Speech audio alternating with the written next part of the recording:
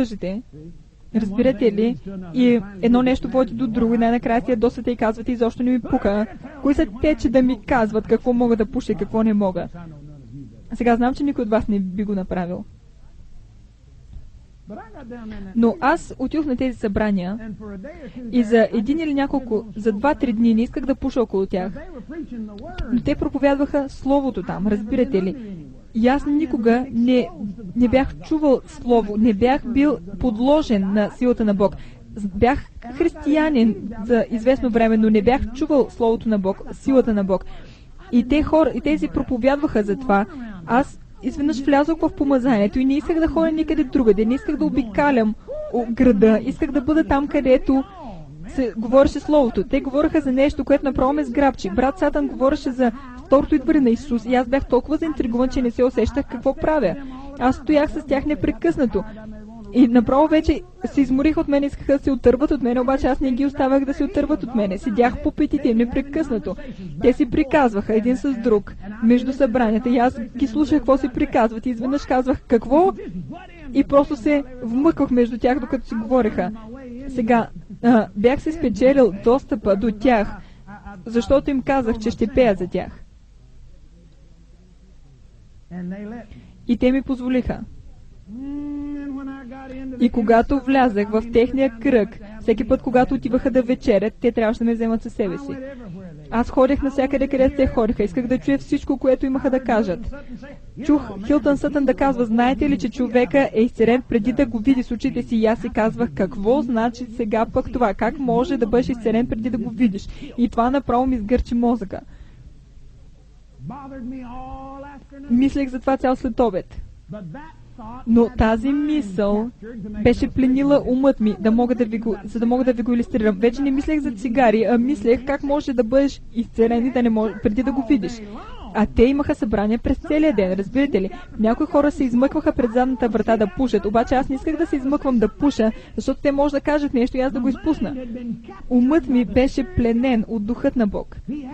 Той ме беше обхванал по такъв начин, че наистина не ми се налагаше да взимам умствени решения. Просто бях там, просто бях в Духът на Бог и те ме хранеха с лъжица от Духа и Словото на Бог. И аз просто бях попаднал в умствена и духовна капсула и просто Господ ме хранеше. И аз си мислех, че това е най-великото нещо, където съм попадал и исках просто да остана на тези събрания до края. Но след време събранията свършиха. Какво ще правиш сега? Ще ви кажа какво ще направя. Ще се върна в Форт Уърт, ще взема жена си и ще се върнем тук. Бях там 2 или 3 седмици. Влязох в колата и тръгнах към Форт Уърт и погледнах към сенника и видях тази кутия цигари, които пъхнах там преди около 3 седмици. И даже не се бях сещал за тях. Разбирате ли какво беше станало? Словото беше хванало умът ми и за известно време беше изтрило това от ума ми. И изобщо не ме тревожеше, не ме тормозеше, изобщо не се бях сещал за това. Нямаше желание за това. И аз 3 седмици бях изкарал без тези цигари и си мислех какво да направя сега. Пъхнах ги пак там. Мислех да ги схвърля, обаче казах, не, ще ги оставя. Или съм освободен от това, или не съм. И ги оставих там и най-накрая те изсъхнаха толкова, че тютюна почна да пада по лицето ми и тогава ги схвърлих. И това беше краят. Открих тогава, че мога да взема Словото на Бог, да го сложа в умът ми и да го държа там, Това е причината, поради която тези събрания са толкова важни. Може да дойдете с други вярващи, да влезете в тази атмосфера на вяра и да излезете от този натиск отвън. И това, което наистина ме ядосва, е да харча десетки, стотици хиляди долари, за да имам такива събрания и за да може хората да дойдат и да бъдат освободени. Всичко, което трябва да направите е да дойдете и да седите и ние просто ще ви храним със Словото на Бог, докато препрограмираме съзнанието ви с силата, победата, вярата на всемогъщия Бог. Тогава ще може да станете, да ходите свободни, да оставите греховете, а вие не може да дойдете заради някакъв мач. Но по някое време ще трябва да отговаряме за това. Разбирате ли, силата на всемогъщия Бог се движи толкова силно, но ние сме много заети. Словото на Бог има нещо да каже, затова имаше един цар, който изпрати слугите си да поканят хората за сватбата и човека каза, не мога да дойда, защото си купих крава. Чувам Бог и сега да казва, виж дали тази крава може да те спре да не отидеш в ада. Току-що си купил крава. Аз току-що ти купих изкупление. Говоря на себе си, също както говоря на вас. Ние сме били много заети в света. О, брат Робъртс каза нещо с нощи, което ме разтърси чак до вътрешностите ми. Той използва нещо, което никога не бях чувал израз. Той каза, Исус не идва за църква проститутка, Той не идва за църква, която спи със света. Господи, помогни ни да разчупим силата на невъздържането. Това, за което всъщност говоря, е святост. Говоря за святост от обратната й страна. Говорих от страната на сладострастието. Ние говорихме за святост отзад. Святостта е въздържане от нещата, които са срещу всемогъщия Бог и приемане на нещата от Бог, с които да ги заменим. Сега, нека да се върнем на Евреи 12 глава. Погледнете там отново. Той каза, нека да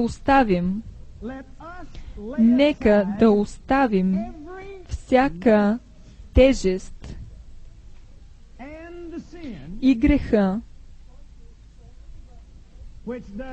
който толкова лесно ни впримчва, и нека да тичаме.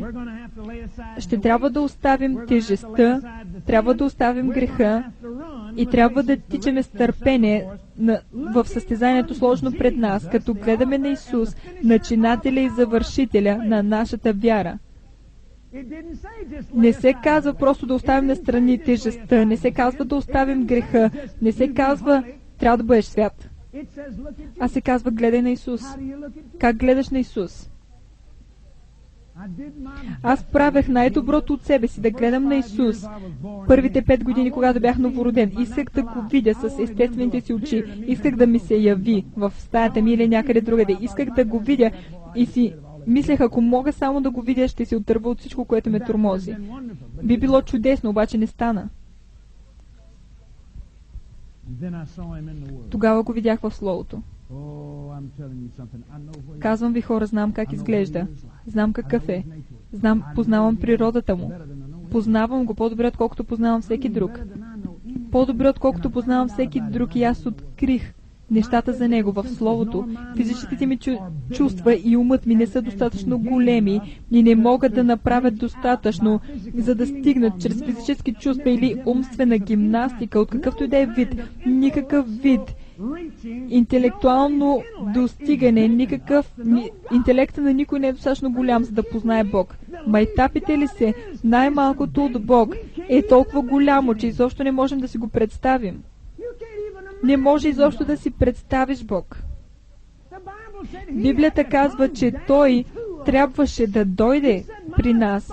Той каза, моите мисли са по-високи от вашите мисли, моите пътища са по-високи от вашите пътища. Изобщо не можеш. Хората казват, не чувстваме ли Бог? О, я стига. Не чувстваме ли Бог? Ние имаме малки моментни проблясъци на нещо за Бог, но чувствата ни изобщо не се доближават до познаването на Бог. Човек и жена му не могат никога да се познаят един друг. Никога не могат да се познаят един друг само чрез физическите си тела. Едно човешко същество е прекалено голямо нещо, за да го познаваш чрез физическо докосване или физическа интимност. Никога не можеш да познаеш някой само чрез физически чувства. Не можеш да познаеш друг човек умствено. Мислиш ли, че го познаваш и след 5 минути той ти доказва, че въобще не знаеш нищо за него. Аз си бил с него 30 години и той ти е доказвал отново и отново и отново, че изобщо не знаеш нищо за него в ума си. Но откриваш двама човека, които са сложили доверието си един в друг. И това доверие е било подлагано на изпитания отново и отново и отново. И нещо във вътрешността им е било свързано заедно чрез силата на всемогъщия Бог. По тази причина младите хора не знаят нищо за брака, защото не са видели това, за което говоря в баща си и майка си. Баща ми и майка им, що се отнася до брака им, са ходили в празнотата на ума и за децата не е изглеждало по-различно от само да живееш заедно. Защо? Заради същото, за което ви говоря тази вечер. Това е нещо, което трябва да го изработвате. Трябва да го изработвате всеки ден. Трябва да го изработвате за брака си. Трябва да го изработвате относно брака си с Исус. Трябва да го изработвате относно духовния си живот. Трябва да го изработвате относно умствения си живот. Казвам ви, няма място за духовно мързеливи хора в Царството на Бог. Не може да бъдете мързеливи, да се справите. Трябва да работите в това нещо, да го развиете, да оставите Бог да се развие във вас и вие да се развиете в Бог. Единственият начин да го направите е да решите в ума си, в сърцето си, че ще ходите в любовта на Бог, ще ходите в заповедите на Бог, ще ходите в Словото на Бог и ще бъдете това, което Бог изпрати Исус на кръста да произведе, и да направите твърдо качествено решение, че аз ще взема авторитет над всяка мисъл, която дойде в ума ми, и аз ще науча достатъчно за Исус в Неговото Слово, за да мога да подчиня мислите си на Исус. Хората са си мислили с години, че подчиняваш мислите си на Исус, когато са си мислили, че Бог е сложил този рак върху това дете. Това е защото не познавате Исус. Всичко, което знаете, е купчина религиозни приказки, а не Исус. Аз го познавам. Аз познавам Исус. Аз го познавам, както познавах баща си, A.W. Копланд. Ако някой дойде и ми каже, че A.W. Копланд е разболял едно дете, по-добре да не го казвате в присъствието ми. Защото ще си ядосам на това. Защо? Защото го познавам. Познавах го 46 години. Доверието ни един в друг е било подлагано на изпитание отново и отново. Аз го изпитвах 20 години. Аз го изпитвах като баща, изпитвах майка си като майка. Подлагах тяхното родителство на тест. И знаете ли, че той издържа? През целият ад, през който аз ги прекарах, обаждах се вкъщи и казвах, и баща ми викаше, какво има днес, какво има сега. И аз казваха ми, умирам от глад. И той казваше, защо не се върнеш вкъщи? Какво правиш? И аз казвах, майтапиш ли се? Той казваше, не, прибери се вкъщи. Имаш ли някакви пари, които да можеш да ми изпратиш? Той винаги ми изпращаше и винаги казваше, върни се вкъщи. Аз се връщах за няколко дни и си ядосвах, че трябва да си стоя вкъщи. Но всеки път, когато подлагах родителството им на тест, той издържаше и най-накрая, след известно време, започнах да разбирам какво ставаше, започнах да ги опознавам, започнах да разбирам какви са. Бях в Форт Блиц, Тексас. Спомням си точно кое време беше, точно преди 5 часа след обяд, защото току-що бяхме излезли от дежурство. Аз бях във военен лагер в Форт Блиц. Почти щяха да ме убият там хора. Изобщо не бях подготвен за такова нещо. И не бях свикнал на нищо такова. И един човек дойде и ми донесе едно писмо. И беше писмо от баща ми. Баща ми никога не обичаше да пише писма. Всяко писмо, което получавах от него, беше телеграфен стил. Къде си? Обади се, баща ти.